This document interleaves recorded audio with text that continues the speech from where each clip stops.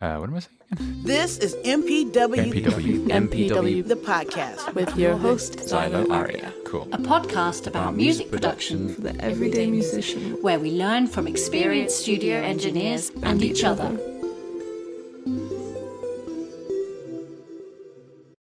Hello, everyone, and welcome to this episode of the MPW Podcast.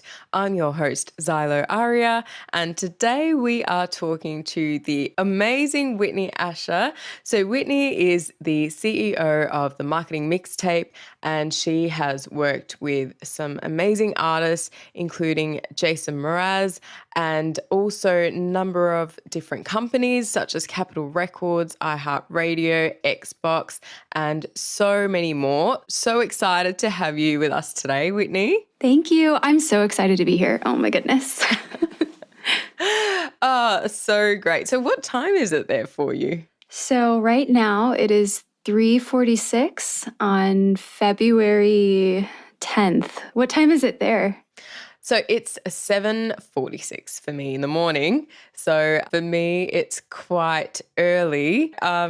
So how's the start of the year been for you, Whitney? What's been happening? It has been really, really good. I actually gave myself a break in December. So it can be hard when you run your own company to actually let yourself have vacation. But I took 2 weeks off to kind of just breathe and do a lot of nothing.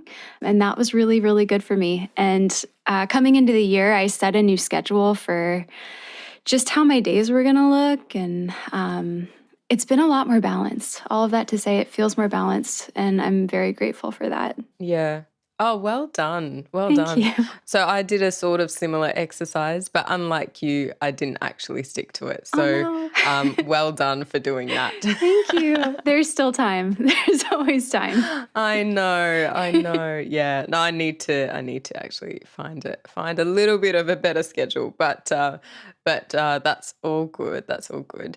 So usually we start our episodes by learning a bit about our guest and a bit about your background and how you got to doing what you do. Because, we've spoken about this before and running your business, it's not an easy thing. So I'd love to hear a bit more about your journey into how you ended up starting the marketing Mixtape. Yeah. So it was not linear, as most things are not. Went to school for communications. So I did my undergrad. I actually changed my major 5 times. I had no idea what I wanted to be, which as an entrepreneur is like, in hindsight, all of those things were useful. So I studied education, I studied art, I studied journalism, and then I landed on communications because it was just kind of broad. And I found my passion for marketing while I was a student. I worked on this project on Disney as a brand and just fell in love with branding and advertising, which inspired me to go to graduate school for it. So I got a master's degree in advertising strategy and business. So that is kind of my formal background. And in the same way I kind of hopped majors, I hopped internships and jobs too. So I kind of treated school like this learning phase of what I wanted to do and what I didn't want to do. A lot of things I didn't want to do. But the thing that I learned was anytime I was doing music, I was so fulfilled. And that just continued to be a trend, whether it was a school project or an internship or a job. Anytime there was music, it was just like game over. And in that period of time, during the summer, during graduate school, everybody had to get an internship. And I had a heart-to-heart moment just kind of with myself of whether I wanted to go an ad agency route or kind of client side. So usually it's like agency side or client side. And if you're client side, you can pick your company. And so I picked Capitol Records, knowing that if I got the internship, I would get to work on music brands only and highly recognized brands. So to me, that was just a really cool opportunity. I wasn't sure about the agency world because in agencies, you don't always know what you're going to work on. So having gone client side, I did get the internship. That took me to Nashville. Awesome. And I think I loved it more than I thought I would love it. I didn't want to finish grad school because I just wanted to move to Nashville and do music all the time. I was surrounded by people who do music all the time. And wow. I felt like I had just found my niche. It was like I felt just a deep sense of belonging, and I never wanted to leave Nashville. But I did, and everything led me back to finish my master's degree. And when I came back, I started coaching bands organically. So people started sending their friends to me after I lived in Nashville. What I learned is that a lot of bands are not signed, and the ones who are not signed don't always know what they need to do when it comes to marketing. And so I started to become somebody that bands were trusting for advice, and I was so fulfilled by it.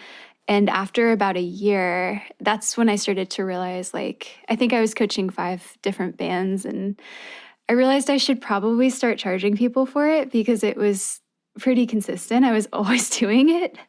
And so I realized I had case studies at that point of things that I had done, and I truly built the company kind of one part at a time, just based on what artists were asking for and things that I felt like I could actually do for them. So it was, I don't know, it just kind of happened. It was never exactly, that wasn't exactly what I planned, but it's just been the best.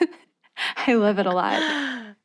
I love that. I love that. And, I've heard a few people talk about Nashville in a similar way to what you said about it. And I would love to go there. It just sounds like the best place for music. It's so great. I think it's the culture. I've thought about it for a while. The culture of Nashville is just so creative and so entrepreneurial and so friendly. It's such I think compared to a lot of music cities, it's really friendly. People want to help each other. So I love that. I like it a lot. So nice. Yeah. Yeah. Oh, that's so good. And I'm sure you hear from, people that running your own business, probably gutsy and takes courage and all this stuff. But it sounds so organic the way it started for you. And you probably didn't even realize any of that side of it. No, it was just like one thing at a time. It was never, I think because it wasn't the plan, it took a lot of the pressure off of building a company. So I had a full-time job for 2 years that was not the marketing mixtape. And I was doing this on the side, but not really talking about it. And I took the company full-time in 2018. So I've been around for about 6 years, but I've been full-time for 3. Oh, that's amazing. That is really, really great. So thank you for sharing that background with us. It's always nice to hear how people's journeys worked, and so far pretty much none of them have been linear. So that's it's sort of a trend, which is great. Yes, definitely. Yeah. Cool. So, you work with, or you have worked with a few, really high profile artists, and you have looked after their marketing and their PR campaign and everything. Is it something that you really think that artists can manage to do for themselves, or do you think you have to kind of hire someone? Ooh, such a good question. I think there are different seasons for every artist and different phases of the journey.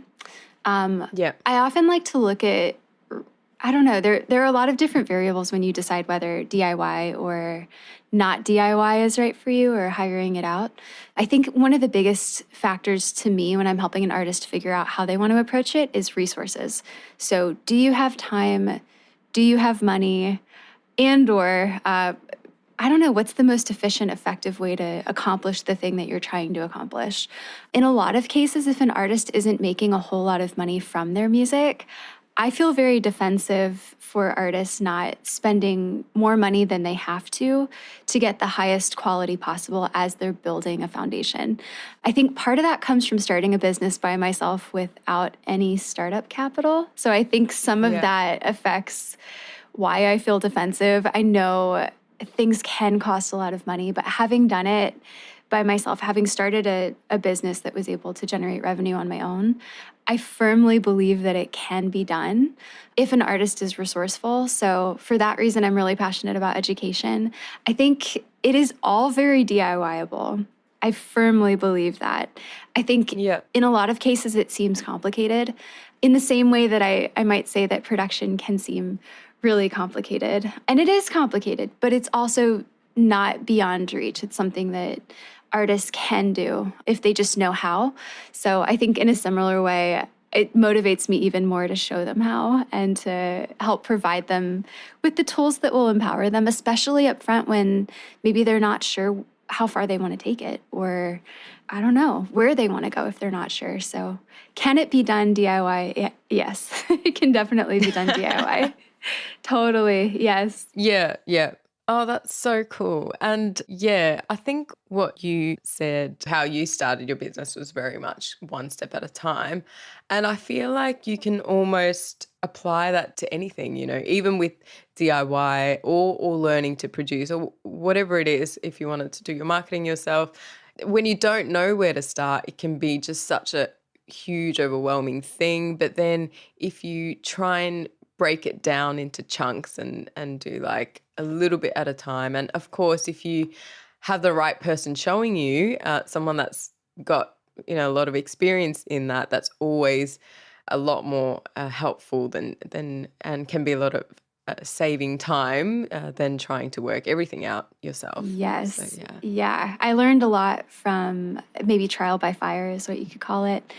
Even with a background in education and marketing and business and all of those things, it's very hard to learn how to run a business, I think, until you actually try to do it, and it can be hard. Yeah. I think one of the principles that I learned about business in general is the notion of a small bet. So I think sometimes we look at the dream or like the big goal, like I want to go on a world tour, and then we think, wow, like I'll just never get there. Like it's too big. It's overwhelming. I don't know where to start. I don't know what to do. I just won't even try. Because if I can't do it, I just won't even try. And I think what I've come to find about business, including music business, just business in general, the notion of a small bet is taking like one small step towards that goal. And as you take the steps, the path often illuminates itself and you know what you're supposed to do next. It can also help you to affirm, like, if you even want to keep going. I think some artists start to take the steps and then they're like, actually, this isn't even what I want. Like, glad I figured that out. So I think that first step or that small bet, it's kind of like the most, DIY-able, attainable, maybe bite-size way to do it. That can really help you. Just take, you can only take one step at a time. I don't know. So that helps me to think about it that way. Definitely. And we've spoken about this on the podcast before with a few people. And it's funny how many people say that, you might not know what your path is, but it's only until you start and even until you go a bit further down where you can see that each step, looking back how you got there and how like one thing led to another. But it's really difficult when you haven't done anything and you haven't started at all to try and work out 10 steps ahead where you're going to be from now. Yes. So it's really, really nice just kind of affirming that from you as well. Really cool. This episode is brought to you by MPW memberships. Did you know that all MPW members get access to monthly feedback on their tracks from an industry audio professional? This is the perfect resource if you're almost finished with your track and need that professional ear to help you with the final touches. This is a free feature for all MPW members. Take advantage of this awesome function and so many more using the link musicproductionforwomen.com/membership. So on that, actually, you were saying artists just don't know where to start. And I guess your recommendation from that is just to take a first step. But do you have any specific recommendations as far as marketing and PR goes? Where should they start? What are there any specific resources or what would you recommend? A couple things come to mind. So when it comes to like the very beginning, where do I even start? There are a couple of things. One phrase that I love to keep in mind and remind artists, I always say start with heart. So what are you writing about? What do your lyrics even say? What's inspiring you? Who are you? I think that's an important question. But just kind of doing like just a little bit of soul searching. Who am I? What does my name stand for? What are the lyrics of my song? Understanding yourself will help you understand who is going to care the most about it? The question for that is like, who cares? Your target market cares. The fans that maybe you have now or the fans that don't know about you yet care. But if you know what you're offering, it will help you identify people who are looking or people who will just feel deeply understood by your music and your brand. But understanding yourself is the first thing. So I always say start with heart and look at everything you do. Look at everything you've done. Look at everything you have. I've created a couple of different frameworks that I've found useful for dream chasing. So I feel like that could be a helpful thing to offer. And it is easy to remember. So to live the dream, you have to define the dream. And I think a lot of times we haven't done that yet. So we think we know what it is, but we haven't like written it down. Maybe because we're afraid that, I don't know. We're afraid of a lot of things. I think a lot of things keep us from dreaming. But whatever that might be, I always encourage artists to define the dream first. Don't hold back. Write it down, even if it feels crazy. Just putting pen to paper, I think, can really help you be honest with yourself about what you want. I think a lot of times artists are afraid to be honest for fear of lots of things. But defining the dream is the first thing. R stands for relationships. So identifying the relationships that you need to get there. Maybe that's, a marketing partner or a trusted friend. Maybe it's your, I don't know, like another artist who's done some of it before. But identifying what relationships you need, super important. The E stands for example. Find an example. The nerd word for this is competitive analysis. I don't like that term. I don't like the word competitive. I'm just not a fan of that. I think finding an example or a source of inspiration can be a really, really good way to live the dream. So I say find an example, look for what it looks like. A is action. Figure out what action you need to take. Sometimes that action is just like get coffee with such and such, or like send a message to such and such. And maybe it's just like research. I don't know. But figure out what that next action step is. And then I'm very missions minded. So the M stands for mission. Identify why you're even doing this. What's motivating you? Why are you writing music? If you can write down your personal mission and what inspires you, nothing can keep you from doing that thing. I think mission can be more motivating than just about anything, because if you know why you're doing it, it'll motivate you to do it even when it gets hard. So that's my acronym for dreaming. It's like a framework. I've used it to chase some dreams myself. I don't know. But always start by defining it and knowing what your mission is, and the rest usually comes into focus over time.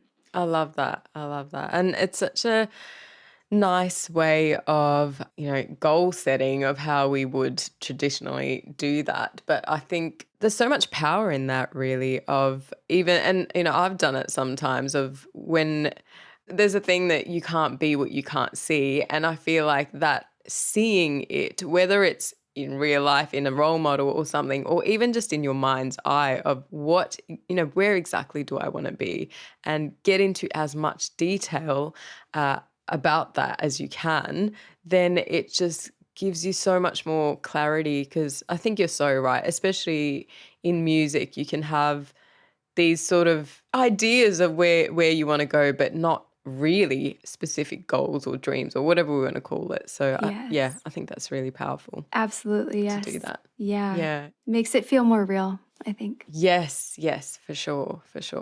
And with this whole process, something that I feel I hear often, and I know I've thought often before as well, is that, I don't have the time or the energy to focus on the marketing on top of all the other artistry that I do. And, if you have a day job and you have, family, all these other things going on, people might not know how to manage their time.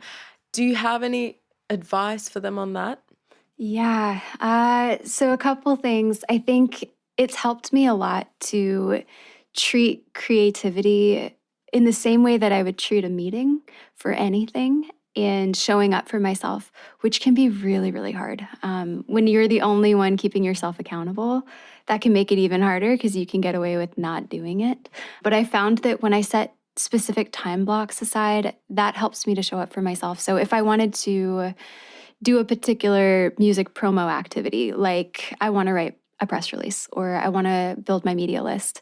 I would basically put it on the calendar like I would any other meeting, and I would show up for myself and do that thing. I think priorities, that is probably the biggest word I would offer. Priorities. If you can prioritize your promotions efforts, it'll help you feel like you're not wasting time when you do go to work on marketing. Marketing can feel very floaty and ambiguous and all-encompassing and all-consuming. But if you know what your goals are, if you've kind of defined your dream in general, but also your dream for a release, those two things are different. I like to help artists work through the distinction. There's like your long-term dream, and then there's like your dream for this release. If you know what your dream is for the release, and you know what your priorities are related to the dream for this release, it can help you not feel like you're wasting time and be more efficient with the time that you do set aside. So I think articulating priorities is like the first thing, and then blocking time out for said priorities. This is something I still have to do myself. As a musician and a marketer, it's every bit as hard, I think, to make time for the things we really, really want to do, but feel like we can't justify or whatever it may be. But yeah, the mission statement and the why statement is also like a huge motivator. I don't know. Like if an artist is like, yeah, I don't have time for music, or nah, like it doesn't matter. Like, yes, it does though. Like it totally matters. And if you know why it matters to you, I think that can be really motivating. Yeah, for sure. And we do hear about, the why you do something is sometimes the most important thing. So yeah, maybe starting with that is a good idea and will give you the motivation to find the time around everything else that people are doing. So yeah, cool. When you're doing marketing, I guess, as an artist, I feel like we're a bit unique in the sense that what we're selling is sort of ourselves as an artist, and that can be so difficult to actually approach on how do you do that, because when you have a product, I think being a little bit further away from it, you can be like, oh yeah, these are the pros and this is what's good about it, but it's so hard to do that for yourself. Totally. Do you have any words of advice on that? I do, yes. So it can help. It is very hard to be objective when it comes to art, and specifically songs that are deeply personal. This is, I think, what sets the music industry apart in so many unique and beautiful ways. It is deeply personal. But the thing about releasing a song, so when you write a song, it's kind of about and for you in a lot of cases. It's deeply personal to you. It's maybe a form of working through that thing that you're writing about, and it's about you. I think of a music release as just what it sounds like. It's a release. You're letting go and you're giving it to somebody else for it to help them. So if you can get to the heart of the song, start with heart, but also like the heart of the song, there's going to be a universal truth in your song. No matter what that song is about, there is something in there that will probably resonate with somebody on a deep level. And if you can identify what that thing is, maybe by way of asking the right questions, what inspired the song is a good question. What do you hope this song will help other people do? That's one of my favorite questions. If you can kind of step outside of what inspired the song into how you hope it affects people, getting objective about the song gets a lot easier. When you're releasing a song, it can also help to talk about the song as like an objective thing. So my hope is that, I wrote the song from this place, and my hope is that it will help you blank. It'll help you heal. It'll help you live your life unapologetically. I don't know. Whatever the song's about, I think if you can make it about your fan base, it doesn't have to be as much about you as you think it does. It really is about the music that you're creating, and that's a shared experience. So I think the artists that do a really good job making it about their fans often find it easier to not feel like it's all about them, because it's a relationship. I think good marketing is a relationship between the person who's creating something and the person who's enjoying the thing that they've created. So trying to be objective helps. And I think looking for the universal truth is like everything, whatever that thing is. Yeah, yeah. Oh, cool, cool. Well, I mean, two things there really stuck out to me, which was one, you kind of saying that a music release is exactly that, like a release, like letting that go. That was, yeah, it just kind of struck a chord with me because that's such a tough thing as an artist to like finally let it go because you're always, tweaking and second guessing and yeah, just all of that. So that was beautiful, I think. Thank you. And the second thing I was thinking that really stood out to me was that good marketing is a relationship and just a relationship between, in this case, the artist and the consumer of that music. And I think approaching marketing in that way just maybe makes it feel a bit more real and a bit more comprehensible rather than just, finding, the next blog to feature it or something. Yeah. But the whole point is to make that a connection. Yes, So I thought that was really nice. definitely. Yeah, it's a two-way relationship, so that takes a lot of the pressure off, I think. And I guess in today's day, social media has become such a big part of the whole marketing campaign. And sometimes people find that really overwhelming. And also, there's seems to be sort of new platforms popping up, and then you feel this almost pressure to be on every single thing, and then obviously the content for everything is a little bit different as well. What would you recommend on that front? Yeah, a couple thoughts, hopefully easy to help sift through it. The first thing is to think about your bandwidth. So if this is not your full-time gig at this point, you have to be honest with yourself about what you can realistically do without feeling overwhelmed. I don't know about you, but for me, being on like more than 3 platforms feels like a lot for one specific brand.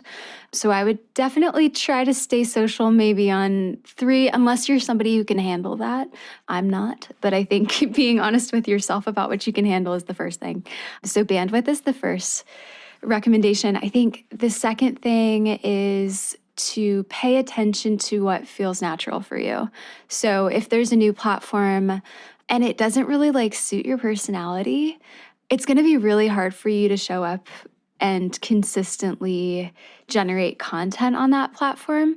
So being honest with yourself about that is important too, because what ends up happening, and I've seen this a lot, is an artist will start adding social media accounts to keep up with all of the trends, not fully acknowledging or maybe accepting that they don't actually use that one or don't even actually like that one. So they end up having dormant accounts. And having like a dormant account, I think, is almost worse than not having it at all. I would rather see an artist have like 1 or 2 really, really active, engaged accounts than see an artist have like 10 inactive accounts just because they were checking the box of what they thought they needed. So bandwidth is the first thing. I think looking at your own actual behavior, like being honest with yourself, is really important. And if there's a new one and you haven't like tried it out yet and you're not really sure what you think, test it out before you get one because you might not even like it. I know TikTok is a big one. The 2 ones that I'm hearing about the most right now, I think, are TikTok and Twitch. People are testing those out. They're looking for new ways to engage. I think testing those things out is always a good first step. So if you don't have an account, see what it feels like for you to engage as a fan first before engaging your fans there. And then the third thing I always say is fix it or nix it. So if you have perhaps a dormant Twitter account, which is very common, by the way, a dormant Twitter account, you're not updating it, you haven't updated it since like 2017, to that I say fix it or nix it, because it looks almost worse to have a dormant one that's like not active at all than it does to not have it. So I don't know. That's usually how I advise, but pay attention to your own behavior and what you actually like to use. Yeah, I think that's good advice because, everything takes time and takes a bit of planning and you can't spread yourself completely too thin. So, yep, that's a good one. And coming to releases now, I think this is something that sometimes people don't realize how much work can be involved in putting out a release. Although obviously it's up to an artist, and if they just want to get it out there and that's what they want to do, then that's fine. But if you actually want to aim to get some sort of traction and you're planning your release, how much sort of time would you recommend for that? And are there any sort of really high level steps that you would kind of take in that release time or split it up into? Definitely, yes. So I would normally recommend at least 6 weeks before the release date, minimum of 6 weeks. Give yourself some space for planning, even just planning your time. When are you going to work on this in light of your priorities and your how you define success and what the dream is for the release? I think in light of all those things, blocking out the time that you're going to need, minimum of 6 weeks, maybe minimum of 6 to 8 weeks, depending on how much time you really have to work on it. I usually try to help artists separate it into 2 phases. So there's the branding planning phase of getting together all of the content that you're going to need. The song is non-negotiable. The song has to be done. You'd be amazed by how often songs are not quite done within like a 2-week release time. That's a little scary to me, but make sure the song is done. And if you're doing a music video, make sure that the music video has adequate time to be done so that you can start to promote it and reach out. But let's say 2 months for the sake of ease. 2 months. First month, focus on your branding and your content. Video, music, photos. So anything that you're going to need for content. Second month, that's when I'm starting to think about promotions. So I'm thinking about social media campaign content, how we're getting people excited about it. And you also want to leave enough time. If you do pursue something like a PR campaign and you want to get press features, you want to leave journalists at least 3 to 4 weeks after they say yes to you, between when you pitch them and when they feature you. That's usually just a general best practice. So if they have a lot in the queue, they're not saying no because of timing. It just increases the likelihood that they'll say yes. So yeah, 2 phases. I would think branding first and then promotions. We never want to promote something that doesn't look and feel the way we want it to. So we always start with the branding. Cool. And you often hear when you think about a release campaign that you need a certain number of assets or something like that. What would you, is there like a thing that you recommend of like a release? You should have like, 3 images and 2 videos or something like that? That's a great question. It comes back to resources. So like, what are your resources? Time, money, and energy. Like that's fundamental looking at that. But if just kind of standardizing it, if I had to say these are good to have, I would always try to do a photo shoot or pull from photos that you have done through a photo shoot. I always say highest quality possible. So if you have photo content that's related to what you're releasing, it's going to make social media content, posting, all of those things a lot easier because you're drawing from a pool of content. So the more content, the better, as long as it's related. You want it to relate to the thing that you're releasing. So I think photo content's good. It can be original photos. It can be stock photos as long as it doesn't look super cheesy, but you can use like patterns and stuff like that. Patterns are like a great way to have content coming if you maybe don't have enough of a photo shoot content to sustain you. But original photos or royalty-free photos that you can use would be the first thing. One press photo is always good, just like one really high quality photo, so that if you are pursuing press, you have something to send journalists who say, hey, can you send a high quality press photo, which they will usually say. So you want that. You want to know what that photo is. You can pull from photos that you already have. So I always, in the spirit of resourceful marketing, just assess your resources and what you've already got. Album artwork is very important because you'll need it to distribute your song. So picking a theme that's, again, related to the release, but album artwork's another thing. If you're doing a PR campaign, I recommend having a press release. So that's a good idea, among other things, but that's one asset that I would definitely suggest. Social media, I like to do simple planning guides with artists because if it gets too complicated, I think they get stressed. So we do really, really simple planning guides of just knowing what we're posting, when we're posting it, tying it back to the theme of the song. But I think some sort of social media plan for content and knowing what content you need, photo pool, the song itself. I didn't mention that. Obviously, you need the song itself. And then I do recommend video content. To whatever extent you can do video content, I highly recommend it.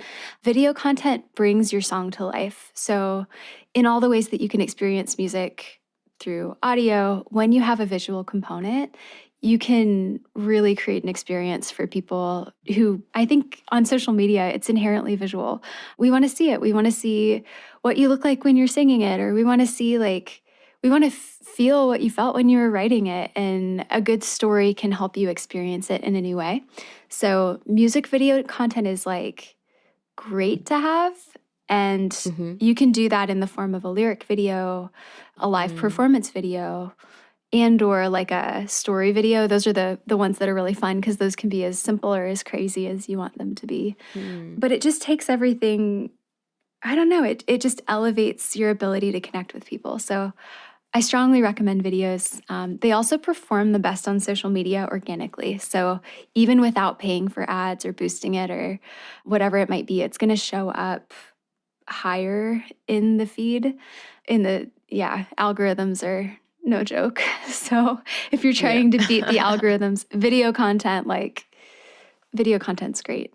Yeah, cool. And on that, do you have, and obviously this is going to be quite a personal thing amongst people, but do you have a recommended budget of what people should set aside for release time? Because often people forget about that and all the budgets in the song creation. Yeah, we hear that a lot. A lot of times artists weren't aware that they needed anything. I know the average estimated amount set aside, it's usually about $500 US. $500 USD. About okay, $500 is about the average. It really depends on the song, though. So I think the biggest thing I would say is think about the song that you want to invest the most in and budget accordingly, because you might feel more excited or more invested in a particular story that you're telling than you do of another one. So I would maybe ask yourself what you're comfortable spending and then put the majority of your budget into the song that you believe in the most. But yeah, 500 is about average for all of the pieces. Okay. Yep, that's good to know. And also not horrendously out of sight. I think with 500, that's okay. You can kind of put something aside and keep that in mind as you're creating your music. So, okay, cool. So rounding that out, if someone wanted to learn more, and particularly from you, where would they go to do that? So our website is themarketingmixtape.com. We hang out on social media quite a bit. Our favorite platform as a company is definitely Instagram. So that's where we're definitely the most active, at least right now. So Instagram's great. All of our handles are the same across all platforms. So it's The Marketing Mixtape on Instagram, themarketingmixtape.com. We do a lot of surveys and polls and things like that on Instagram. So that's definitely our favorite as a company. We're thinking about Twitch, but I don't look for us yet. We're trying to figure it out. I'm not sure. Cool. All right, awesome. And, for any listeners out there, I would highly recommend, as Whitney ran one of our courses and did an incredible job. So that was really, really eye-opening for me as well. So, really good. So before we finish off, we have a couple of questions from our audience. So we have one from Diary, and Diary asks, how do you create engaging content that gains traction? That is a wonderful question. I think fan engagement is one of the highest priorities for a lot of artists. Ultimately, we just want to connect with people. There are a couple of ways to do this. There are two things that I can offer that are things you can do right now. The first one would be to look at your insights. So see what you're doing that's working the best. That can really let you know what to keep doing. I always say the best strategy is the one that works. So look at the data, look at your Instagram insights, look at your Facebook insights, see what posts are performing the highest, and that can show you what to do more of. I think testing new content types is always a good idea. And if you're not sure what to test or how to get creative, I briefly mentioned competitive analysis. I call it inspiration analysis. I would think of 3 to 5 accounts that are similar genres to you or just other musicians that you really admire, and see what they're posting about and how people are engaging. I like to think about it as a test and learn approach, not pass or fail. Everything you do will teach you something about what to keep doing or maybe what not to do anymore. So look at your data, see what's going well, and then even if you don't have any data yet, look at artists that inspire you and see what they're doing well and test it out in your own way. Always make sure it comes back to your brand and that you make it personal to you, and that'll help set you apart so that you're not just replicating other people, all of that. So take what they're doing, but do it your way and just see what happens. Thank you. And we have one last question from Unruly Muser. So they asked, how do I build my target audience? I love this question. It's such a good question. So in graduate school, this is where I fell in love with audience insight research. It's so fascinating. There is kind of a psychology component to how people make decisions and why they do things that they do or why they buy certain things. But the way to understand your audience and to create a target market is going to be to do market research. And it's not as boring as it sounds, I promise.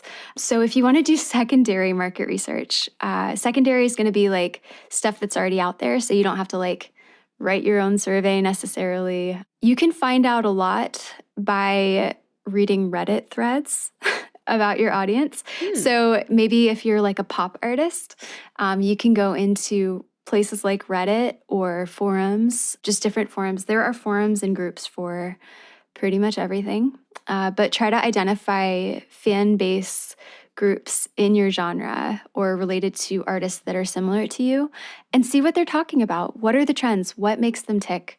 What are you seeing repeatedly that maybe surprises you? If you can understand your audience, you can reach your audience better. So Reddit's a great source of unfiltered audience insight.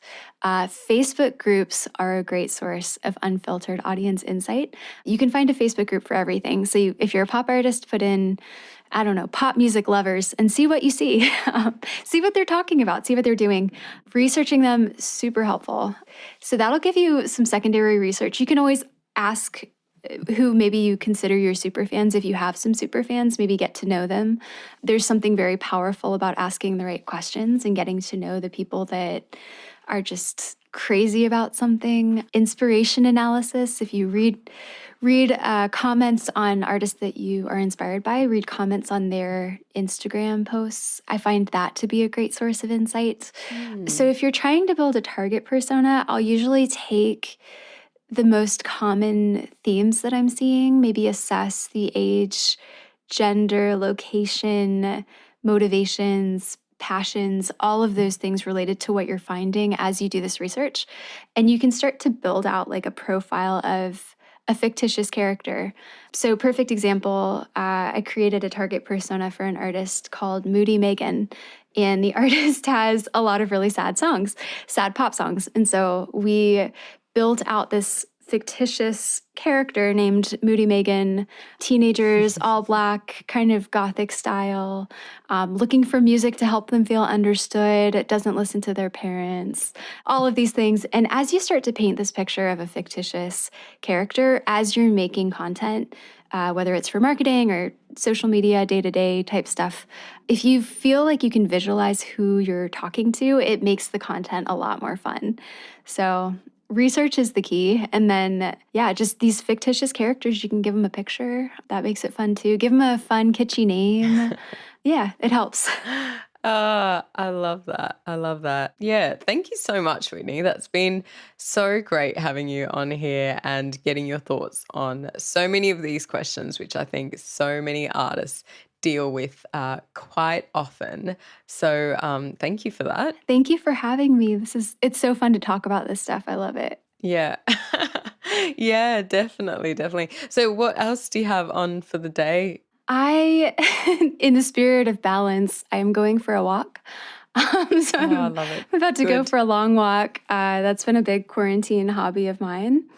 And then I am celebrating, helping a friend celebrate. She's about to have a baby. So I guess we're doing a small gathering. It's not a big gathering, but a small gathering to celebrate that. Oh, lovely. Oh, sounds good. Sounds good. Bit of balance, which is very, very Yes, important. always. So that's great. I will let you get to your walk, Whitney. So thank you again and have a great rest of your day. Thank you. You too. Thank you.